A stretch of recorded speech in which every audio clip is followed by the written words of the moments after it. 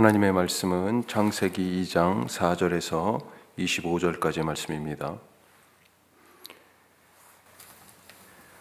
창세기에는 두 개의 창조 이야기가 있습니다. 2장을 놓고 보면 오늘 2장 4절 말씀부터 읽었는데 2장 4절 중간까지 이것이 천지가 창조될 때 하늘과 땅의 내력이니 여기까지가 1장과 더불어 한 덩어리고, 그리고 2장 4절의 중간 이후에부터 2장 전체가 또 하나의 창조의 이야기다.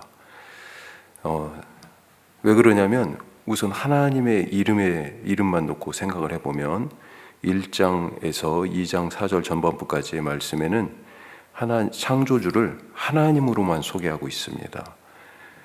그런데 오늘 읽은 2장 4절 중간 이후부터 2장에 나오는 창조주는 여호와이십니다. 여호와.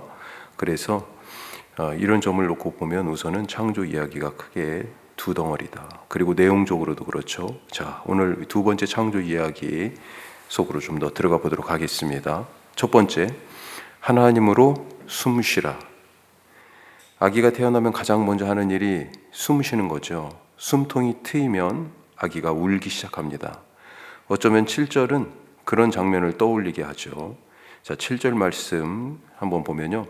여호와 하나님이 땅의 흙으로 사람을 지으시고 생기를 그 코에 불어넣으시니 사람이 생명이 되니라. 우리는 여기서 사람을 두 가지 차원에서 이해하게 됩니다. 먼저 사람을 땅의 흙으로 만들었다. 땅의 흙으로 만들었다. 그렇게 말씀합니다. 땅의 흙에서 땅은 아다마라고 하는 히브리 말로 토양을 뜻하고, 흙은 먼지, 티끌 이런 것, 이것을 뜻합니다. 그래서 요즘 번역된 새한글 번역은 이거 땅의 흙을 땅 부스러기 곧 흙 이렇게 번역했습니다. 땅 부스러기 곧 흙이다. 자, 사람의 기원이 그러니까 기껏해야 땅의 흙, 땅 부스러기다라고 하는 것입니다. 부서지고 깨지기 쉬운 존재입니다. 그러니 언제까지나 강할 것이다. 언제까지나 계속 있을 것이다. 그렇게 교만하지 말고 겸손하라는 말씀 아니겠습니까? 하지만 여기서 끝나지 않습니다. 사람의 또 다른 모습. 사람은 하나님의 숨으로 만들어졌다. 숨. 이 숨을 성경은 영이라고 부릅니다. 자, 하나님의 숨이니 하나님의 영이 이렇게 되는 것이죠. 하나님의 숨이 들어갔다는 것은 하나님의 영이 부어졌다. 그래서 흙덩어리에 생명이 생겼어요. 생명이라고 부르죠. 살아있는 존재가, 드디어 생명 있는 존재가 되었습니다. 하나님으로 숨쉬기 시작했다는 것, 성령이 부어졌다는 것, 이것은 하나님으로 숨쉬는 영적 존재, 생명 있는 존재가 되어서 하나님과 이제 교제하는 인격적인 관계를 맺게 되었다라고 하는 것을 말해줍니다. 자, 이게 2장의 사람 창조의 모습인데 1장에서는 하나님이 어떻게 창조했다고 되어 있습니까? 사람을 하나님의 모양과 형상으로 창조하셨다. 바로 두 이야기가 통하는 거죠. 우리가 이런 사람입니다. 얼마나 보배롭고 존귀합니까? 비록 몸은 흙에서 왔지만 숨, 생명, 우리의 영은 하나님에게서 왔습니다. 물론 흙도 하나님이 창조하신 거죠. 따라서 우리에게 하나님의 숨, 하나님의 영이 없으면 우리는 흙에서 온 몸으로 살다가 흙으로 돌아가고 끝납니다.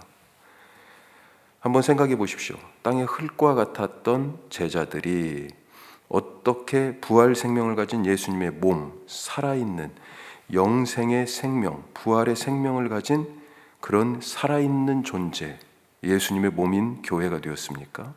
성령님입니다. 성령.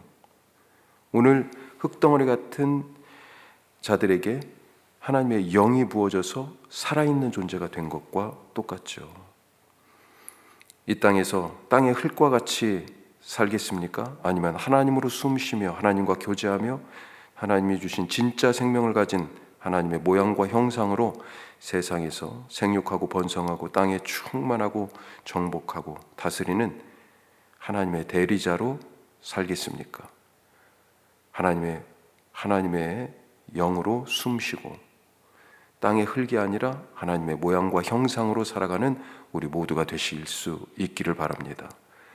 자, 두 번째로 은총의 강물이 우리의 삶에 흐릅니다. 은총의 강물이. 자, 1장의 창조 이야기에서는 하루 이렇게 첫째 날, 둘째 날, 그래서 여섯째 날 무슨 일이 있었는지, 어떤 창조 사건이 있었는지 쭉 기록하고 있죠. 제3일에 풀과 채소와 나무가 땅에서 자라게 되었습니다. 자, 그런데 오늘 두 번째 창조 이야기 2장에서의 5절을 보면요. 여호와 하나님이 땅에 비를 내리지 아니하셨고 땅을 갈 사람도 없었으므로 들에는 초목이 아직 없었고 밭에는 채소가 나지 아니하였으며. 두 이야기가 지금 조금 충돌하는 것 같죠. 우리가 창세기를 읽을 때 주의해야 할 점은 창세기가 어떤 언어로 쓰여졌냐라고 하는 것입니다. 여기서 이 언어는 히브리어, 한국말 이런 게 아니고요. 창세기는 신앙 고백의 언어로 창조주 하나님을 말하고 창조 세계를 그리고 있습니다. 과학의 언어가 아니에요. 말이 다릅니다. 신앙 고백의 언어와 과학의 언어, 다른 언어예요. 자, 하여튼 5절은 땅을 적실 물이 없는 상태입니다. 비가 없고 그래서 겨우 안개만 땅에서 올라와 지면을 적셨다. 이 정도로 되어 있습니다. 땅에 물이 없기 때문에 초목과 채소가 자라지 않은 척박한 모습을 알려주고 있습니다.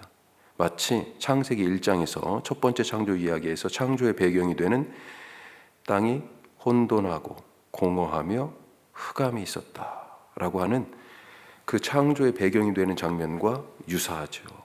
자, 그런데 이런 생명이 돋아나지 않은 척박하고 메마른 이 땅이 생명의 땅으로 바뀝니다. 흙으로 만든 사람에게 당신의 영을 불어넣어 생명 있게 하시고 그 사람을 에덴에 두시고 그 에덴에서 물이 사방으로 흘러가게 하십니다. 생명의 물이에요. 이 생명의 물이 네 강으로, 이렇게 네 강으로, 강이 네 개가 나오죠, 오늘 말씀에. 이 네 강으로 흘러간 후에 어떻게 되었습니까? 자, 15절에 보면 드디어 경작이 시작되고 16절에 보면 각종 나무의 열매들이 맺힙니다. 이 놀라운 비전, 메마른 땅이 생명의 땅으로 바뀌는 이 창조의 사건, 이 비전이 성경 중간에 가면 에스겔 47장에서 성전 문지방에서 흘러나오는 물로, 그 물로 이어지고요. 요한계시록 22장에서는요, 지금 여기 에덴에서 물이 흘러가는 것처럼 하나님과 어린 양의 보좌로부터 흘러나오는 생명수의 강으로 이 비전이 성취됩니다. 예수님은 뭐라고 말씀하셨어요? 내가 생명의 물이다. 우리에게 주님이 주시는 생수의 강이 오늘도 흘러가고 있습니다. 내 삶이 메말라 있습니까? 생명의 강을 흐르게 하시는 창조주 하나님을 믿으십시오. 일이 마르고 관계도 메마르고 감정도 메말라버리고 열정도 사그라들고 아무리 일해도 열매가 없습니까? 오늘 주님의 보좌로부터 생수의 강이 흘러서 우리에게 생명의 물로 은총을 베풀어 주십니다.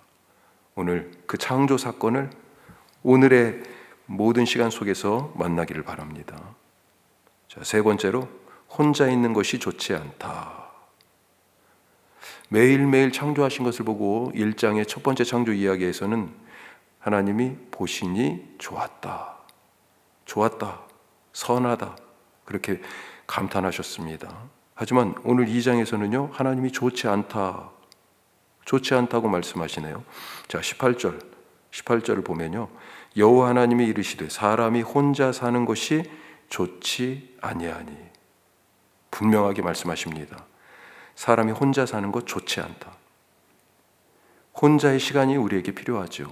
예수님도 광야에서 40일을 금식하셨고 또 사역하시면서도 혼자 제자들과 무리들과 떨어져서 한적한 곳을 찾아 홀로 계시기도 했습니다. 기도하셨어요. 모세도 시내산에 40일을 있었습니다.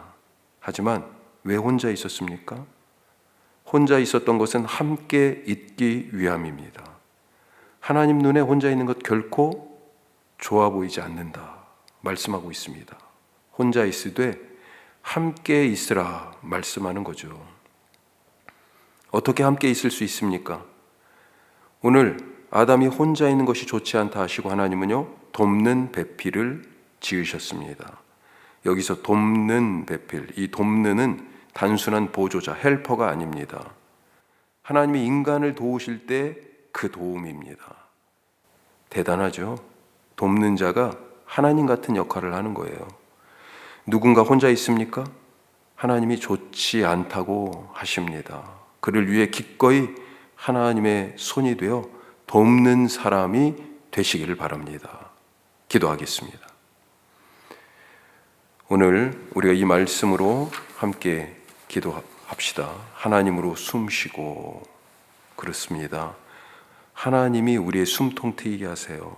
우리로 살아있는 존재가 되게 하십니다. 성령이 그렇게 제자들에게 부어져서 살아있는 예수님의 몸, 부활 생명을 가진 교회가 되었습니다.